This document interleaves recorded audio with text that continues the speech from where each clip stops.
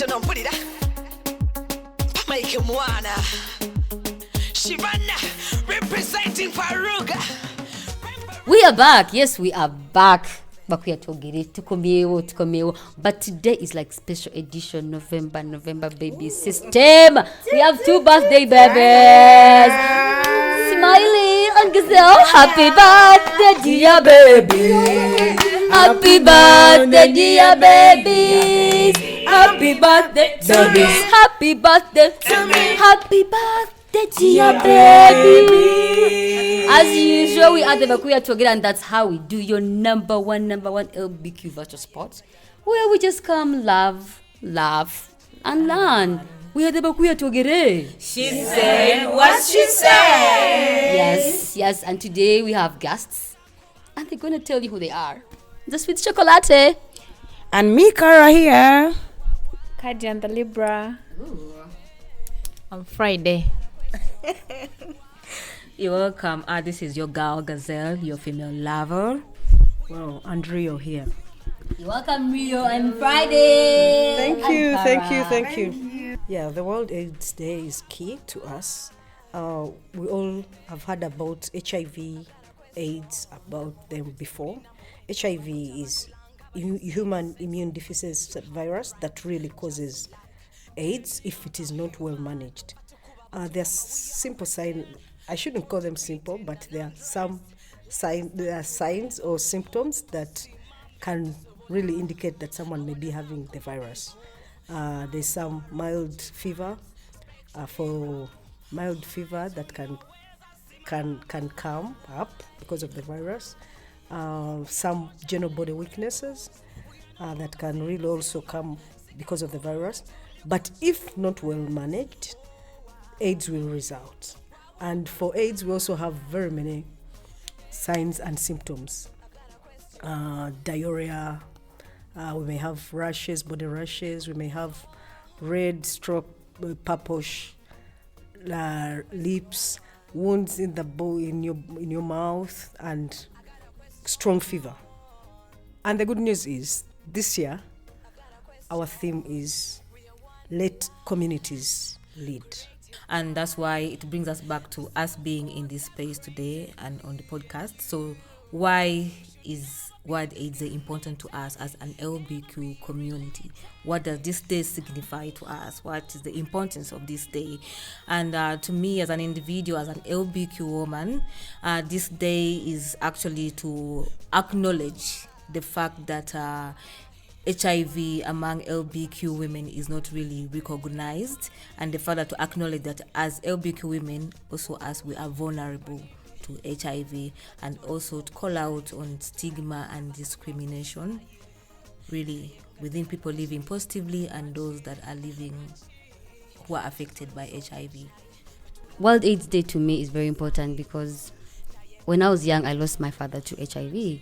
And now the family is all affected with HIV. So I want to be among those people that stood against it, that stood against all these barriers by being part of the campaign to end HIV by the years.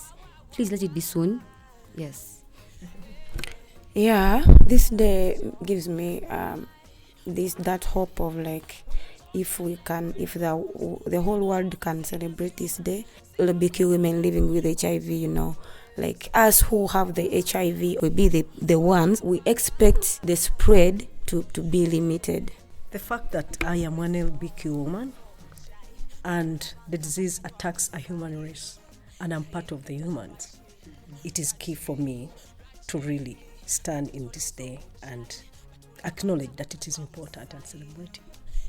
I, as Friday, an LGBT woman from Uganda, I feel this day is very important because it's one of the days that the whole world celebrates towards healthy. So it gives me an opportunity to raise awareness among my community of LGBT and also to celebrate the lives of those people who died among us in our community. Also to celebrate the victories of increased access of treatment among our communities and prevention services. So that's the reason why I put in my shoes to help the community. of LGBT. Yeah. Speaking of helping people in our community, LBQ women living with HIV or LBQ women vulnerable to HIV, there's so many myths and misconceptions around it. Like, I don't get it. It's like LBQ women are not human, like they don't have blood. We are vulnerable to so many diseases, including HIV. The myth that because of how we're having sex, so the risk is low. I don't think it's true. I don't think it's true. The fact that the community thinks maybe our relationships are not serious and maybe we don't do nothing when we're alone in our alone time. I think they think we're just going to be there, pitch ourselves, like, and then they forget that we also have other needs as a human being. You would want to really have sex, Despite all that, as human beings, we all go through the same similar systems of health in our country. Like, we get accidents where you can contract the virus, where sometimes we do donate blood, or maybe you have gone for an injection where you are and things don't go right, you can still get the virus. So Yeah, because there are so many ways of contracting HIV. When you come to our community as LBQ, we use a lot of drugs and substances, and out of that comes risky behaviors in a way that you cannot make informed decisions, and that's another way of exposure, of contracting HIV within ourselves. And then also the use of syringes when it comes to drug injectables. Those that use drug injectables, there can be transmission of HIV. Talk about sharing sex toys, because some people don't have sex toys, so they end up borrowing some of their friends. Yeah.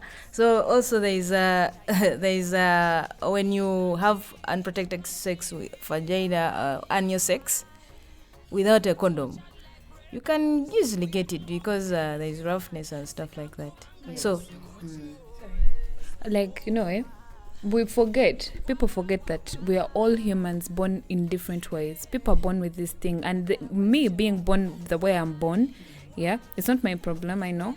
And I am having this HIV, and then my sexuality comes in, I'm becoming an LBQ woman, and they forget all these things, that we're humans in the first place. As Rio said, we're all humans starting from the very beginning. Even the fact that I'm a woman, people have a myth of LBQ women don't want to give birth. I would choose to have a natural birth when I'm ill, then go sleep with a man that is maybe positive, then I get contracted, you get. So all those things bring us to one point that, but you say about day. Another point that is very serious is rape. Like, most LBQ women may contract that HIV through rape, correctional rape, and then also rape because maybe you are a bit intoxicated and you're maybe coming from out, then some so such things you cannot control how life is going to turn out, right? Ignorance. They say ignorance is not defense. Ignorance of the law is not defense. But also basing on the myths around it only can lead us, into contraction, because you barely have no information. You actually think, basing on the myths and misconception, that actually we can't contract. So you blindly get into it because you lack, information and knowledge about HIV contraction. Between. Yeah, speaking of contraction, where do I go when I get it? True. And what do I do then? The fact that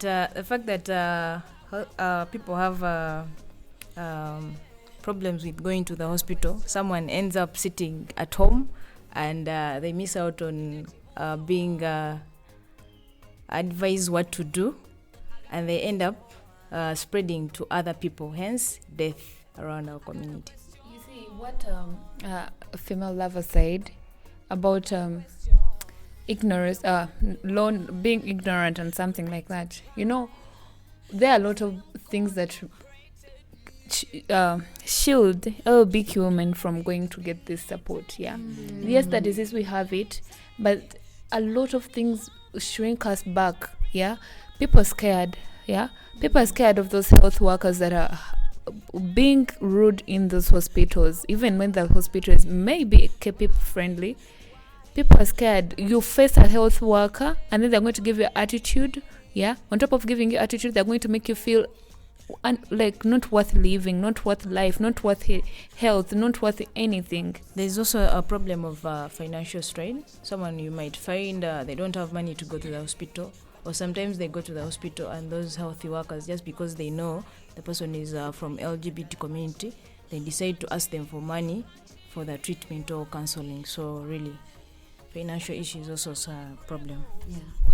And also this habit of asking for the partners, like when you reach the hospital, you have tested yourself, you have come for the medication, now they ask for your partner. Like you starting the RVs or the art, you have to come with your partner. This thing, like how will I bring my partner? I know once I come with my partner, see some LGBTQ women, you will definitely discriminate us, and then I don't have to come with my partner, and then these people will be like serious on you.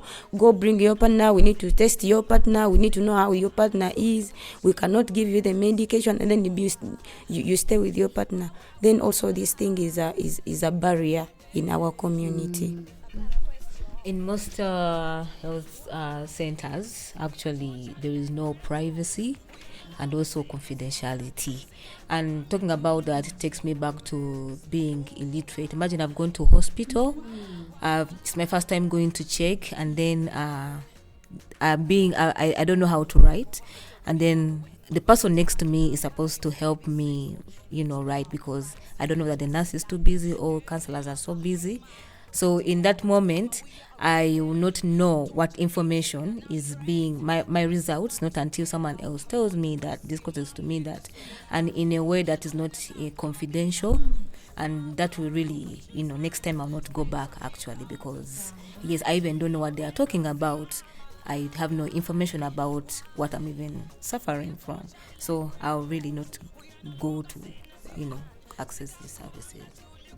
Yeah, because there's even no information, and also the fact that programming around LGBTQ women living with HIV, it's like very, very, it's not taken seriously, because most programming is around gay health, because of the myths and the misconceptions. There's that LGBTQ women are not vulnerable to HIV, and then we have numbers of LGBTQ women increasing every day because of the ignorance. So we need information up there. You go to a hospital and there's no information of LGBTQ health, not anywhere. How is someone who wants, honestly, tamanya kugenda ku internet agenda atya okusoma okumanya kimuluma nti banange first of all kuba amanyi bagamba LGBTQ woman tafuna HIV ne wafuna agenda sirika, because there's no information. The information is very limited, because there's no programming for LGBTQ women. It's on one side. Yeah. Also, to add on that, there is a problem with healthy workers.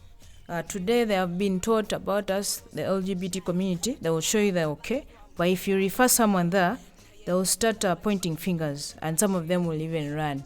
And they point at that particular service provider who has been okay with the people around the community. So really, once the service providers are having homophobic towards LGBT, most people will not arrive in the hospital to get treatment.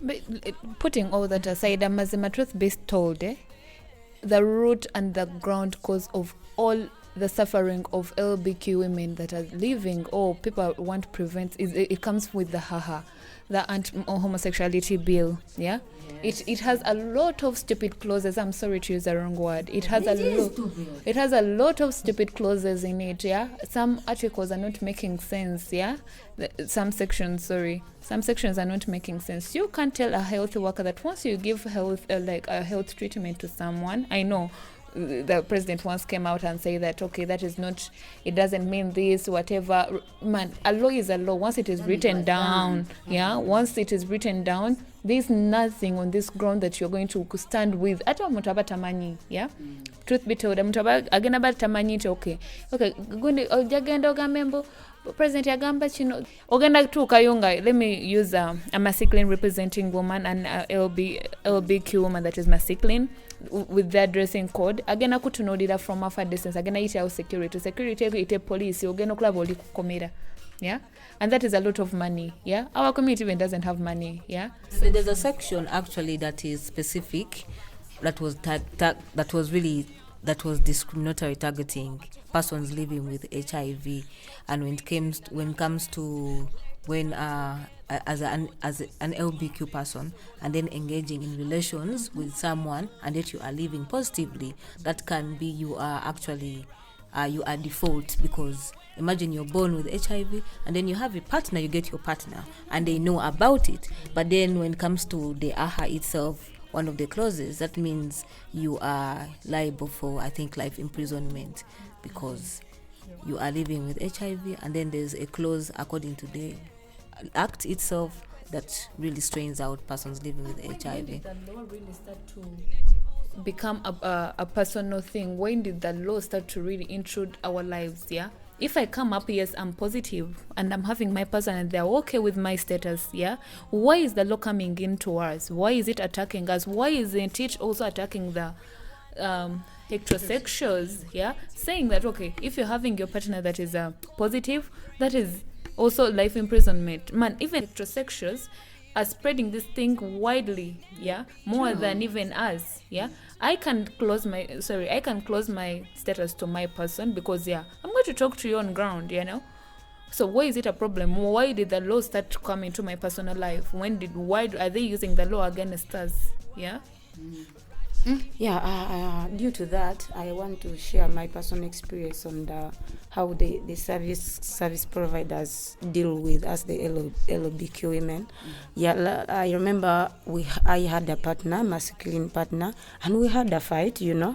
And then I happened to bite that guy, and then after biting him, and then I was like, oh my God, I've done a mistake. Then we had to run to the hospital. You remember my partner was a masculine, and when we reached the hospital, and then they started looking at us, we were referred by Farouk. Yes, we were referred by Farouk to a special doctor, and then that special doctor also brought in others to come and see us, and then we started to become of a what? Oh my God. We were like they are in a zoo whereby they have to see a certain animal or whatever. So we just decided to start where they had given us the seats, and everyone could come and see, and they talk, and then even they asked my partner, how do you do with this little girl? You know, my size, people think of maybe I'm a young girl, whatever. So they started asking him the questions, and we were like, can we just go home? Because this special doctor that we were referred to actually didn't help us. So we called back to Farouk, and then Farouk found other ways of helping. Then that partner of mine got the medicine, and then life went on. How did that make you feel, like being treated like that? Like I can assure you, we almost, if we had power, we could just arrest each and every person that was in that hospital. But we didn't have that power, you know. Yeah, and I felt like I wish I could beat each and every person who is coming to. Like, the words they were using to us. They're very discriminatory. Yeah. And the hurtful part of it all, those stupid people there, yeah, they're after money. Because I don't think someone would recommend you, someone from Farouk could recommend you there before they know what they're giving in there. You get? That is a hurtful part, that our community is being used for material gains more than also being helped. You get? Yeah, we are not being helped yet people are gaining from us. Yeah, we can talk about this some organization that works with the HIV people that is getting funded, whatever that, not organization. Yeah, there is one we can't mention though, but there is one that is going to be, that is funded to help HIV people, but it has a lot of it is so homophobic. Yeah, it is so homophobic that, okay, it may not be homophobic, but the people that are working in it, yes, they're very homophobic, which is not fair. Just another impact of the Anti-Homosexuality Act when it comes to access to HIV-related services.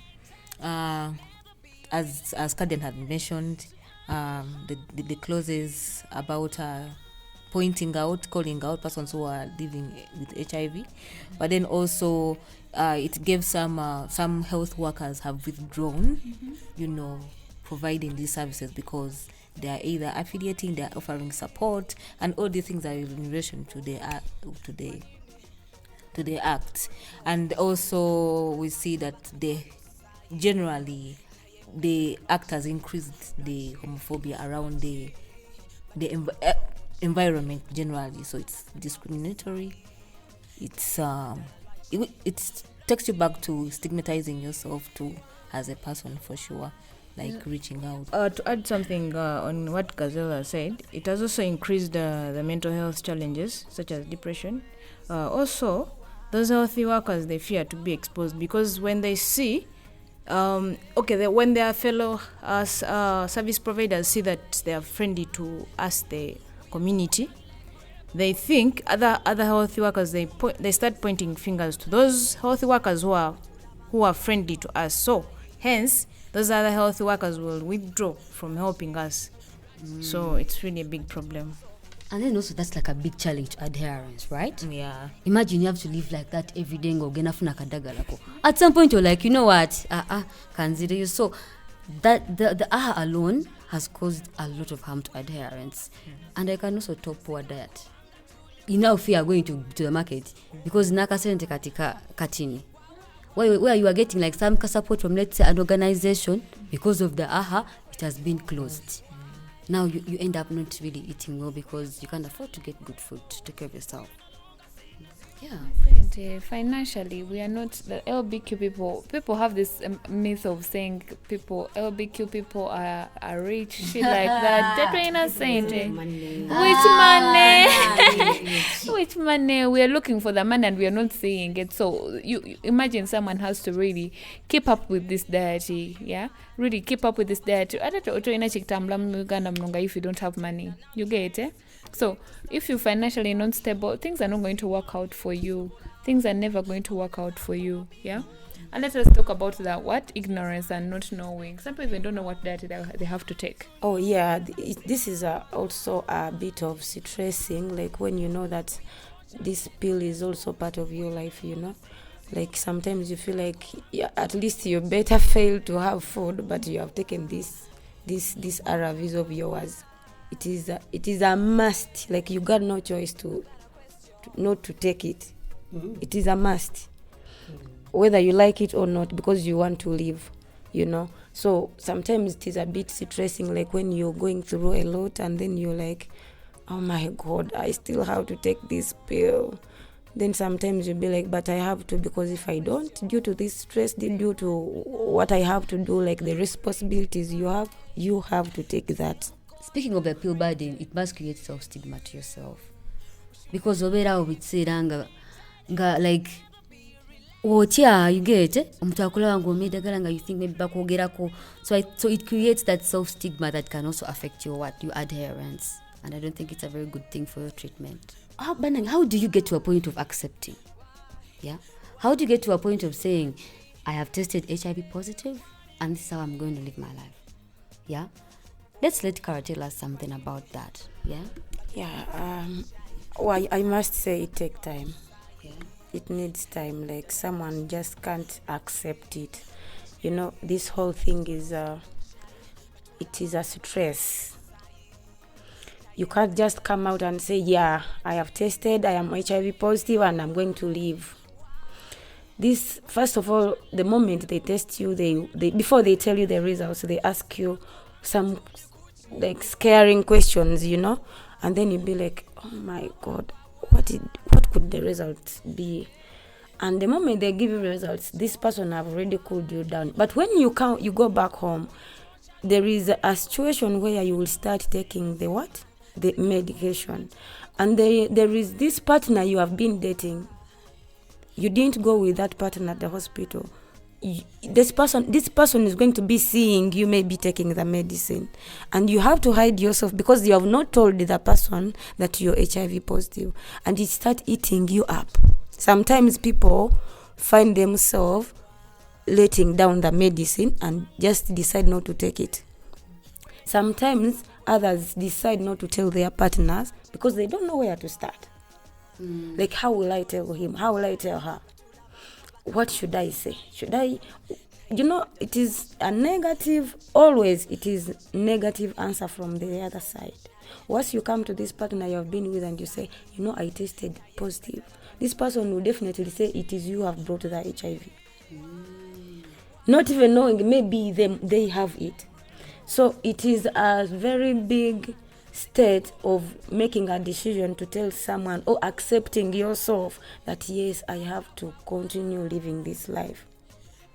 Because you think of, they always say in healthy, in the hospital, they always tell you you're going to be in this medication the whole of your life.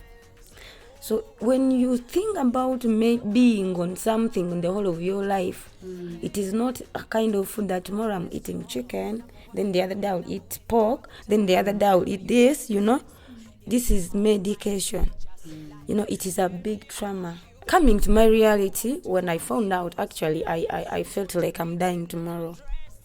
That was me. I felt like I got no more time in this earth. I knew I have to eat what I eat, and then I'm saying bye-bye. And by then, they used to give us only Septrin.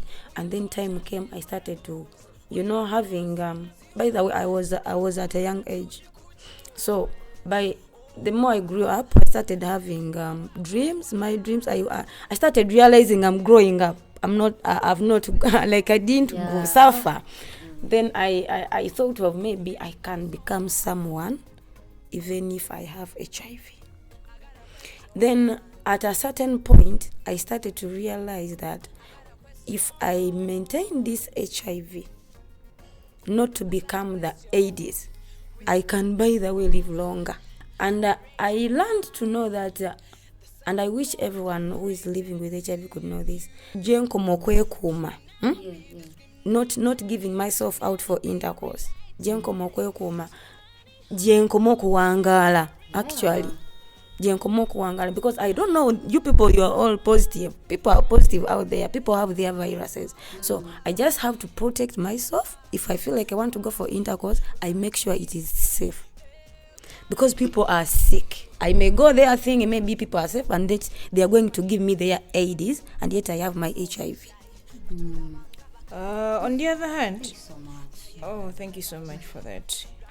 Also, on the other hand, I think, how do we accept that we have this disease around our community? Sometimes we need to open to our partners that we are affected with HIV, so that we practice safe sex.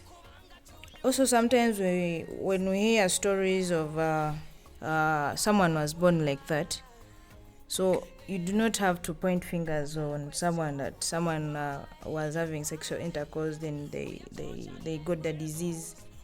Sometimes you need to get the real story, like someone was affected through the mother. So you accept, and then you respond to the medication. I think also it is really a journey for self-acceptance, and it is really a journey. But if someone can really have what we call, or develop what we call self-love, self-love can really make you move step by step in your journey of life. And the mere fact that if you put it in your mind that the life you are having right now, the breath you are having right now is a privilege. You will handle that life, the life you're having right now, even if it is having the virus, dearly, so that you don't contract other infections from other viruses that people have. But also loving your people around that you don't have to have this bias that, how did I get it? If I got it, let me also spread it to other people. You are killing yourself the more. So if you love yourself, you will put all those measures that really keep you to move longer ahead of you. Yeah, speaking of, Friday said something about owning your own story. We have someone, a person called HK, they're very special, and they wrote us a message. They said, I've battled with HIV since a child, and amidst the struggles, still I have not felt like I should give up. Personally, I love living, and I guess it's one of the reasons that I have always stayed strong, knowing that I want to live and be able to experience the things a living person would experience. Well, of course, I have faced challenges here and there, but I still believe that if I have no virus and medication became my friend, one thing I've realized about living positive is if you accept it and you embrace it, you start to believe that you're not sick at all. I can tell you, I have spent many years not thinking about the fact that I am sick. I have not felt that way for many years. Why? Because I accepted it and I embraced it. And now all I do is remind myself that I have a friend to swallow later in the day, and it's done. So all I can say is, my friend who is in the same situation as me, you're not sick. You're just in your head. You are as normal as another person who is negative. The difference is you need to take your medication to stay more healthy. Another thing that has been helpful to me is affirmation. I wake up and remind myself that I am strong, I have good health, I am beautiful, I can do all things, etc. So it is important to stay positive minded when you're living with HIV. Wow. I hope this helped. Wow. Thank you, it really helped. Thank you so much. I wanted to also give an advice amongst our LGBTQ women who would like to give birth in future, who are living with the HIV. Yeah. I would advise they do mother-to-child prevention. That helps us in future. The HIV will reduce in our community. That actually brings us to the way forward. If you can own your own story, it means you're going to create more awareness for people to come out and disclose their status, and people can have faithful and more committed communication when it comes to dating someone who's living with HIV. And then also, if there could be more programming for HIV, for LBQ women living with HIV. Please get us finger condoms, get us dental dams. We have said these things, and then every day they tell us, you have to do this, you have to do this. There are so many LBQ women who you need to help not to get the virus now, right? We're not working towards a free HIV generation. Start with the ones that are around now. The previous speaker had spoken about support and people that care about support groups and circles are really so important. This will really address when it comes to psychological and mental well-being. Support groups that will not only offer psychosocial support, but also that will be more in form of economic initiatives to enable financial sustainability that will help us in our adherence. Yes. Talking about one of the challenges in adherence, the burden pill. Yeah, I think I personally, if at all they could make this flexible medication that is expensive, to be approachable for everyone in their financial statuses, like social statuses, and not only for the rich people.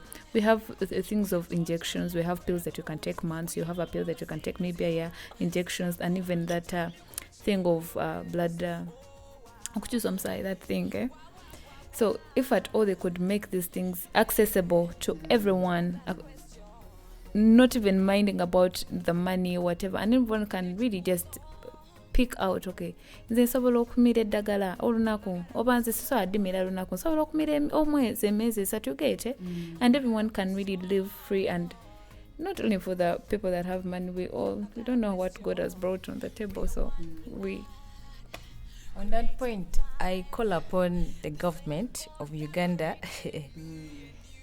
to come in and consider LBQ women in HIV national programming. Please, please, please. Exactly. Come in.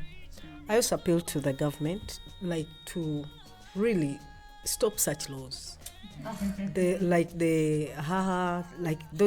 We are seeing how really it has affected us negatively during the access of HIV treatment for the LBQ people. So I appeal if such laws are not really pushed into our country, so that we get this struggle of fighting HIV together, we can hit the point. I always tell people that it is okay for us to deal with the society, but if also the law really oppresses us, it's so hard. Yeah, let us deal with one thing at a time. I don't think the lawmakers, if they had a situation and they are always piling up from a situation to a situation, we're already facing something out here in the society. Yeah, you pull out your weapons that you're using. We're already oppressed. We're already at the wall. Yeah, don't push us inside the wall. Yeah, let the laws be favoring every citizen of Uganda. Yeah, you don't have to point out on some certain group of people, or because you're in that group of people and you're pointing out, you're just really favoring that group of people that you are in. Yeah, there are people, we are here and we're living, and we want your support as a government, because we're the same people that voted, we're the same people that put in power. We're here. Let them not forget that as LGBTQ women, we are mothers. We are bringing out the next generation. Like after us, they are our children who are going to be condemning this government, like due to the things they are being on us. You know, they will be regretting of being our children due to how the law is squeezing us. Yeah. Also speaking to that, there should be more spaces and safe spaces to actually have conversations for women living with HIV, where we can come and just share experiences like the podcast now, like spaces where we are free. That will actually kill the stigma, the self-stigma, because you belong, you feel a sense of belonging. So we need to have programs that are inclusive programs, not for only heterosexuals, but LGBTQ women, everyone living with HIV needs support. Yes. And I feel like there should be a program to motivate and educate service providers to ensure that if I'm tested positive and LGBTQ woman, I should stay positive, but I shouldn't go and spread to others. Also, if someone comes LGBT woman has tested negative, let me stay negative. Don't trick me and then infect me in some other way by injecting me, or I'm sick with a disease and inject me that disease. So it's a request. Yeah, it is done. By the way, I have a story about that. You know, these hospitals, how they do those dirty works. So this child is taken to the hospital. They are anemic. So because this person doesn't they don't blood group here, this person, yeah, they get someone that is affected with HIV and they transfer this blood in this person. So sometimes hospitals also are so very not fair. You get it? And by the way, living with HIV is not an easy thing. So as the theme of this year says, let communities lead. I think we should, as the community, should lead the others to what should be done. Yeah, that is very powerful. Speaking of let the community lead. Let the Bakuya Togede give you more information and more love to share. Yes? Thank you so much. You've all been good listeners. But we have to go because that's our time. You've all been amazing. Do not forget to subscribe on our YouTube channel. That's Bakuya Togede. Follow us on our social medias on Facebook, Freedom and Roam Uganda, on Twitter and Instagram at @far_Uganda, and share, like, comment. You can actually share your story if you need to in our comment section. Like and don't turn off those alarm clocks to remind you that we've been Bakuya Togede. She said what she said. I got a question.